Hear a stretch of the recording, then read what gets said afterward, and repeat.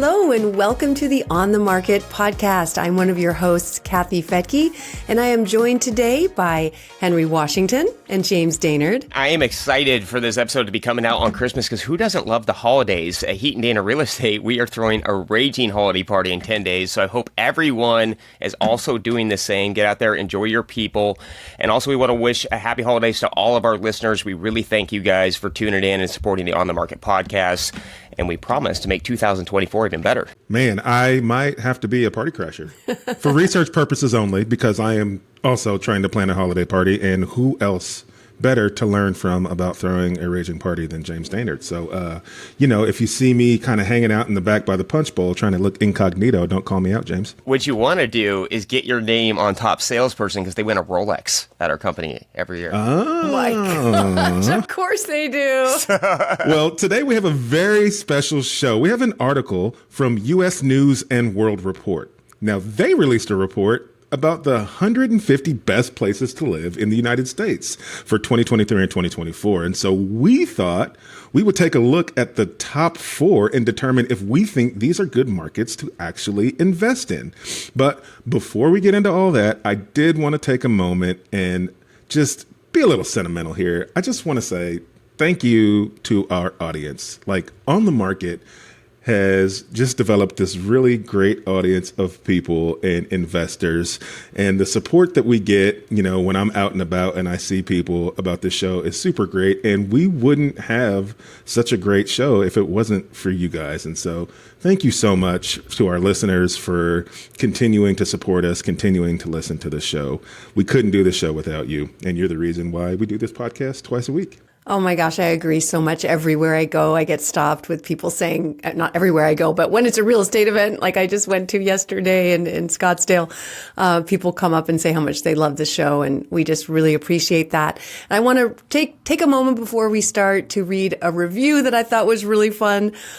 This one is called Not Boring. It's a five-star review, so thank you so much. It says, it does say, the only fun, not boring, engaging real estate podcast.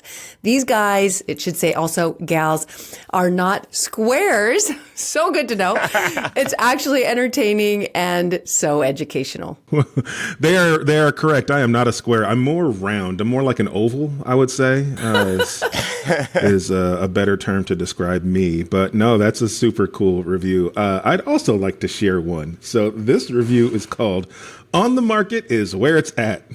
It says, another 5-star review. It says, I love the combination of real estate and economic data in conjunction with the focus on different geographical areas of the country. Clever name for the podcast as well. And so I'm sure Dave would appreciate that because it has to do with data, and that guy is the data deli. So perfect. And we don't make data boring, which is a talent in itself. That is a challenge. It can be, unless you're a real estate nerd like me, and then you just love the data. Thank you guys so much for those reviews. They're great. They actually just made my whole day. I'm going to just go on and read our reviews every morning now to get me going on the day. So up next, we're going to review the best places to live and whether we think they're actually investable or are they just a really good place to live, kind of like what people tell me all the time in SoCal. But before that, we're going to take a quick break.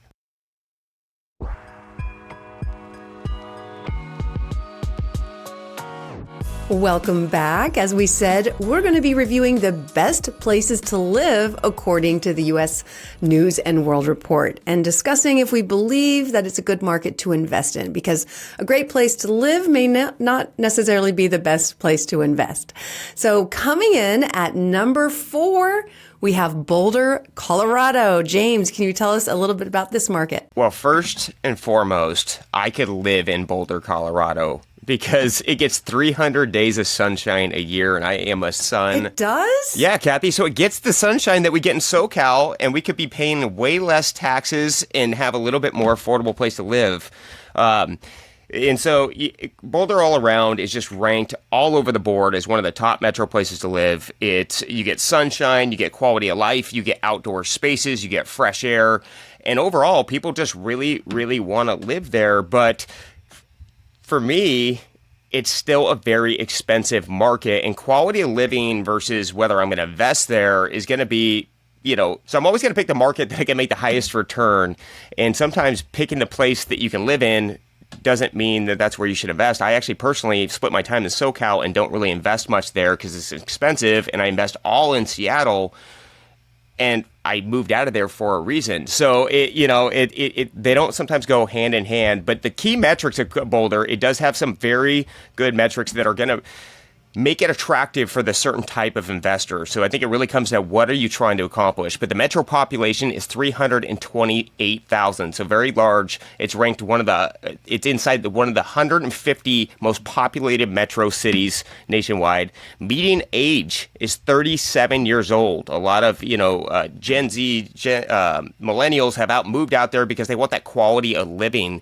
And we've seen that over the past 3 years with the pandemic. A lot of younger population, a lot of the tech population or work from home population has moved into these kind of areas. The thing I don't like about this city, though, is the annual salary is $73,000, whereas the median home price is $881,000. And that's where my big concern about investing in this market is, because if you compare it to another expensive market like Seattle's median home price is almost the same. It's about $881 for that metro city. It's in the 800s. But the median income in that city is $106,000. And so it's a lot more affordable, even though Seattle's it's ranked as one of the most unaffordable cities compared to a place like Boulder. It has a lot more growth and it can cover a lot more. And so that is my big concern with Boulder, Colorado. It's a great place to live.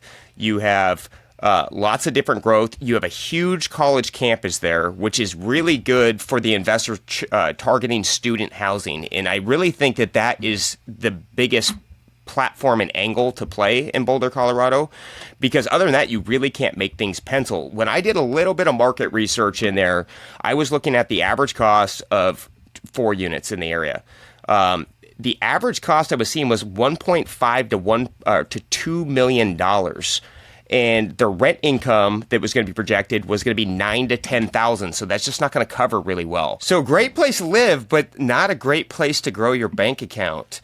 Kathy, I know you work a lot in SoCal and expensive markets. Would this be an expensive market? I mean, I know you're all about quality living, quality place. Boulder is not a cheap place to live. And it's funny, Denver isn't really anymore either. My daughter's moving there and she's getting a 1-bedroom in downtown that's over $2,000 a month. I mean, that's kind of LA prices. So no, it's not affordable, but it's super cool. I would live in Boulder too. I didn't know it was a sunny place. I'm a California girl. I need my sunshine. So that's amazing. I assume you could really make the numbers work if you bought the property 20 years ago. You'd be in great shape. You'd have some good cash flow in Boulder. Or if you're really creative, if you're renting by the room or having 2 or 3 students per room. I mean, there's ways to make college towns work. I know people that own properties in San Diego near colleges and kids they'll squish in and, make a dining room a bedroom or whatever. So if you can rent by the room or be creative or maybe short-term rental, you could possibly make it work and hope that maybe you also get appreciation. But I probably would not invest there. Yeah, Kathy, I am in agreement with you for the most part. I think this market, with just looking at the 2 metrics James called out, if the median home price is $881,000, but the average annual salary is only $73,000, you're going to have a lot of people that can't afford housing. It's hard to make those numbers work. But as an investor, knowing that the median home price is $881 and that salary is that low, people aren't going to be able to pay the rent that you need them to pay in order for the properties you're buying to cash flow. And so if you were going to invest in a market like Boulder, you would want to have a superpower of really understanding that market in extreme detail and what pockets of the city deals make sense in, or you have to really specialize in student housing so that you know how to go and buy something that you can maybe turn into a deal. You probably have to go buy something that's a single and then break that down into a boarding house of some kind that you can rent by the room. And then, like, being creative, there's probably ways that you can make a deal work, but it's going to take some extreme understanding of the market, and you're going to have a lot of boots on the ground. Like, it's not just something where you're going to say, hey, I'm going to pick Boulder, I'm going to go buy a couple of deals and I'm going to make some money. the numbers aren't telling me that. So you're going to need a little more help in that scenario. It's not one I'd pick to say, yes, you can invest here and it's a great place to live and you're just going to make a bunch of money. Yeah, the cash flow is not great, but it depends on the investor and what your goals are at the time. And for those who want to subsidize cost and they got to pay for room and housing for their child, and maybe they're going out there, it is not a bad place to look at, because quality of living, we've seen, has made it a stable market for steady growth. And so you can get steady growth out of it. And the one thing to point out is their room and board cost has gone up quite a bit. It's like 5% a year right now. And the average cost is $17,000 to $20,000 room and board for a student in that market. And so if you do have a child going there, it's a good way to reduce your costs. So it depends on what kind of investment strategy you're going with. There's nothing wrong with, if your child's there for 8 years or 4 years. I mean, who knows? They could do the Van Wilder and go for 8 years. Or the Henry. Right? That's $80,000 to $160,000 that could be rolled into your investment. So it really depends on what the strategy is. But I can't make it pencil unless it's a rooming house. And one thing that is happening, though, is primetime Deion Sanders has made an impact in this campus, and now out-of-state applications for colleges has gone up 40%. So those parents that their childs want to go hang out with Deion, because who doesn't want to hang out with Deion Sanders? I would hang out with Deion. So 300 days of sunshine, Deion Sanders, who knows? Maybe you want to still invest in Boulder, even though your return's not great. Kathy, what market did you bring in for number 3? Mine's actually 3. It's the Triangle in North Carolina at the Raleigh, Durham, and Chapel Hill area. Again, this is a very young market, 37 years old, makes me feel so old. What I like about the Triangle area is it's over 2 million people. So that's a whole big pool of renters there. These are generally highly educated people. There's a big tech industry, research. Things I love about North Carolina from an investor perspective is low property taxes. That's always a good thing. And again, it was this whole Triangle area was named 3rd in the top best places to live. I know some friends from California who moved there absolutely love it for the affordable lifestyle compared to California, and still near pretty close driving distance to beaches, nice weather. But it's gotten a little bit more expensive there. I have been wanting to invest in this area for years, but it just didn't quite cash flow the way I wanted. Prices have been higher than, say, Charlotte nearby. So we focused more on Charlotte. Although I wanted to invest here, I just, again, couldn't make the numbers work. I think if you were living there, like U.S. News and World Report is saying, it would be pretty affordable compared to other similar tech markets. But for investing, I think you can do better in terms of cash flow because the price point's high. The median home price is $434,000. Monthly median rent is $1,100, about $1,200 a month. So those numbers don't work for me.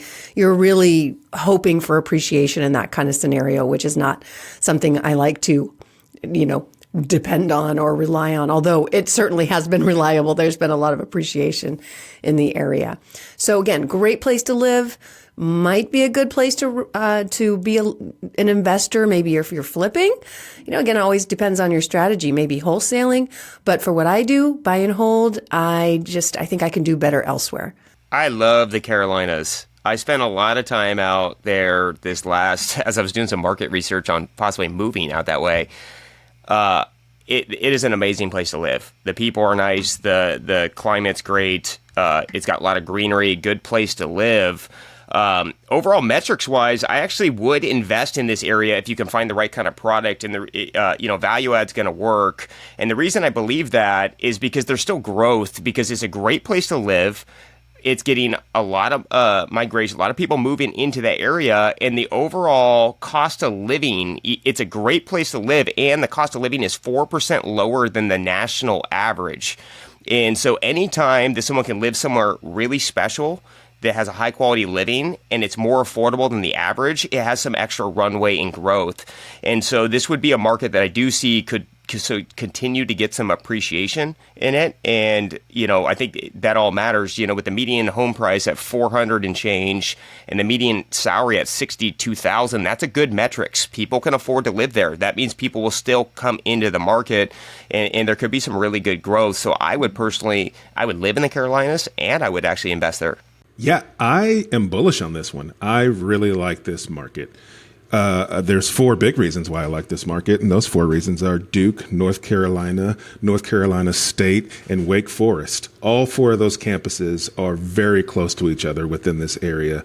That's going to bring a lot of people to the area, a lot of jobs to the area, a lot of students, a lot of renters. And so what I like, not just because of the universities, but they also have a growing tech industry in this area, and as well, you have hospital systems. So you've got lots of medical jobs in this area. And so the economy, I think, is solid. Market numbers are also pretty solid to me. So when you look at the average annual salary of $61,000, but you have the median home price of $434, just on face value, that doesn't sound great. But what that tells me is the median home price is pretty solid. So if you're going to go buy something on the market, yeah, those numbers aren't going to work. But if I can dive into this market and get good at deal hunting and going direct to seller or implementing some other type of method that's going to help me find those deeper discounted deals, I bet you can make those numbers work, and you are going to have a rent base, and you could implement some college type strategies like renting by the room, carriage type housing. And I think you can both get equity appreciation and cash flow. It's going to take a little more work. Like, you're not just going to be able to go buy something you see on the market and make it work right away. But with a little bit of effort in a market like this, with strong numbers and a strong economy, I think it'd be a great place to invest. Maybe we should go deal hunting. Go on a little trip to the Triangle. That's my love language, Kathy. Let's do it. So we talked about the 2 markets that are in 3rd and 4th place, that being Boulder, Colorado in 4th place, and Raleigh-Durham in 3rd place on U.S. News and World Report's Best Places to Live list. We've been talking about, we know they're great places to live. Are they great places to invest? We would love to hear your comments on that in the notes. So let us know. Do you invest in these markets? And if so, what's your strategy? What are you doing that works? And hey, do you want to go on a deal hunting mission with us? So we'd love to learn more. All right. So now we're going to go to the top 2 places to live, again, according to U.S. News and World Report. Henry, what's number 2? Well, before we get to number 2, if anybody is in the Boulder, Colorado market and you have a house sightseeing tour and we can go see Coach Prime's house, I'm in for that. So, send me a DM. I'd love to go see Coach Prime's house. But the number 2 market on the list is Huntsville, Alabama. So Huntsville, Alabama, what I like about this market, it's got a great metro population. The median age in Huntsville, Alabama, what do you guys think it is? Let's take a guess. James, what do you think the median age of people in Huntsville, Alabama are? Don't cheat. You know what? I would think it's an older population, personally. I would think it's going to be about 45, 50 years old. Yep. Kathy, what do you think? Well, I cheated, so I know. Okay, you big cheater. This caught me off guard. The median age in Huntsville, Alabama is only 39 years old, right? So that's pretty solid. These people, and the average annual salary is $61,000. And the median home price is $349,000. So I think those are some pretty great numbers in terms of places to invest. But what a lot of people don't know about Huntsville, Alabama, is the strong economy. So if you're looking at Huntsville, Alabama, they call it the Rocket City because it's got history in rocket development. That means there's aerospace and defense work and aerospace and defense contract work in this area. So it's a big technology hub. There's lots of manufacturing. Toyota has a plant out there in Huntsville, Alabama. And so you've got a lot of economic growth. You have a reasonably young core of people who are living and working in this area. You've also got other development projects, especially in the sports world. So you've got Toyota Field is under renovation. Joe Davis Stadium is going to have some work done. So it's going to be lots of things contributing to people wanting to either move here and relocate for work and live here, where you have a fairly low cost of living and you're able to, and the people who live there are able to afford homes. And so all that to me says positivity. What do you guys think about Huntsville, Alabama? Oh my gosh, I've been a fan of Huntsville for probably 20 years now. You may or may not know it at my company, Real Wealth. That's what I do. I would go and search the country for good places to invest. And I found out about Huntsville and learned that you can rent to a rocket scientist. And I mean, you literally, and they're full of them. They're everywhere. That's a pretty good tenant. And yet, when we started investing there, it was, oh my gosh, $150,000 for homes that, again, you could rent to somebody that brilliant. And obviously prices have gone up dramatically. I think they'll continue to do so. It's one of those places where that's not an industry going away, right? We need to consistently be developing the military and, the space programs and so forth. So that's a almost guaranteed tenant employee base. So I think it's a great place to invest and apparently also a great place to live. Huntsville is on our dream buy list. It's like, so me and my wife sit around and we talk about, okay, if we wanted to do a full redo and transition to a simpler lifestyle where we're not running a million miles an hour, Huntsville is on the top of the list because it's like a fairy tale city. It really is. And the quality of living there is so good. And this is why I like this market.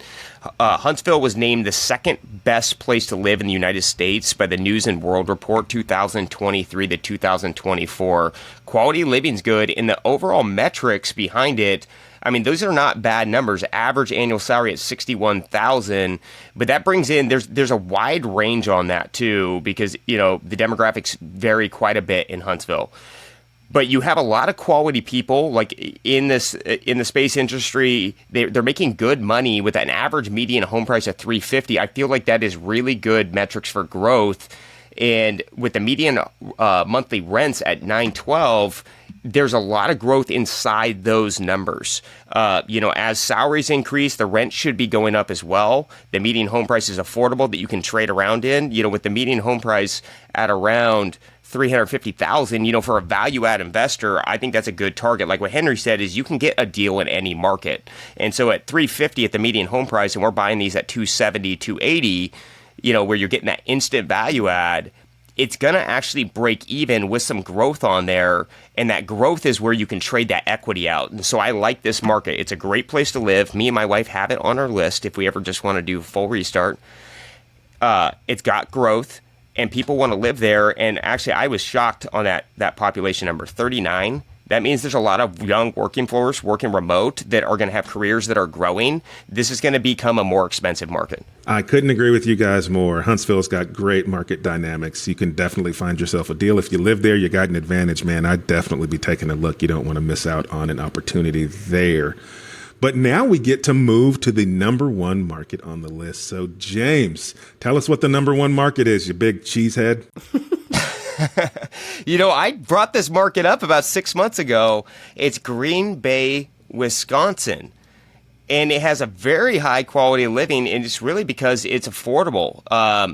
Now, personally, I do not like cheese, and I do not like really cold weather. So Green Bay, and it doesn't have an ocean around it. And so it's not the place for me, but I would definitely invest there. What I like about investing there, it has a very low cost of living. The median home price is $278,000 with the average salary at $51,000, and the median rent is $851. And so it's a very, very affordable market, and this is a great cash flow market. Now, would I live there? Absolutely not. I will visit there to watch the Seahawks beat the Packers sometime in the future, but it's a little too cold for me. It's not really my kind of vibe. But then again, I like to invest where I don't need to live there to invest. That's not what I'm going for. I'm always going for math. What appreciation play can I get? Which I don't know if Green Bay is really going to give me those high equity gains. But for stable rent growth, where you can buy a property below market, again, value add investing. If the median home price is $270, you're buying them for $200, and you can rent these properties out, you're going to cash flow. It's very, very affordable. And I do feel like as the economy's been shifting and we've seen these markets that are affordable are still growing. That's what we've seen the trend, even with high interest rates. So I think it's a great place to invest. You can get some really good cash flow out of it. But if you want to go check on your properties, bring your warm coats. I just like being warm, so it is not for me to live in. Don't birds fly south for the winter? Like, are you sure y'all Seahawks would make it all right if you had an away game in Green Bay? Y'all gonna be okay over there? I think the last one, it was 6 degrees. Ooh. It was when their field goal kicker missed a 10-yard field goal, and we went to the next round of the playoffs. Yeah, it's because he was kicking a brick. That thing is cold.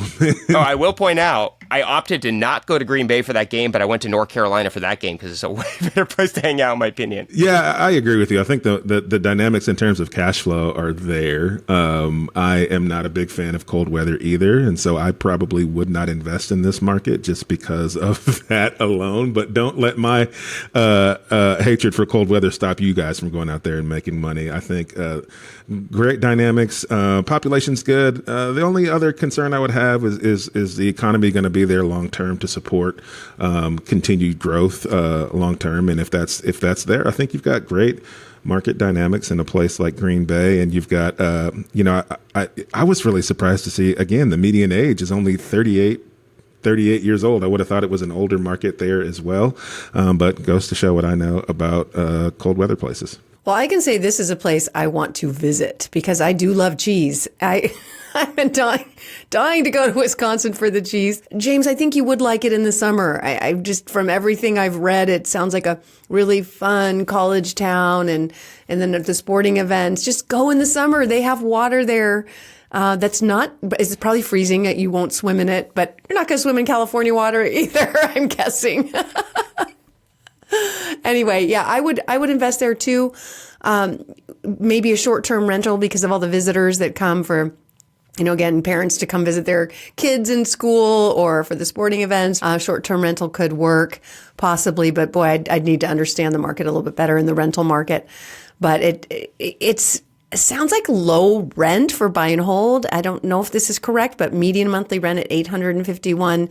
Even though the home price is lower, so is the rent. So it may or may not make sense from a buy and hold perspective. Well, and the cost of cheese is going up too. So we shouldn't invest in housing. We should invest in cheese. I mean, it is going up. So there's this economic stronghold, but I don't know. I just can't go to a football game and wear a cheese head on my head. I just can't. I'd have to become a Packer fan. I just can't do it. I don't look good in yellow. I don't look good in yellow. Quote for the day. All right. That town's not going to work for you, James. All right. Well, thank you all so much for joining us here on The Market. I hope you're having a wonderful holiday, and we look forward to seeing you in 2024. On The Market was created by me, Dave Meyer, and Kaylin Bennett. The show is produced by Kaylin Bennett with editing by Exodus Media. Copywriting is by Calico Content, and we want to extend a big thank you to everyone at Bigger Pockets for making this show possible.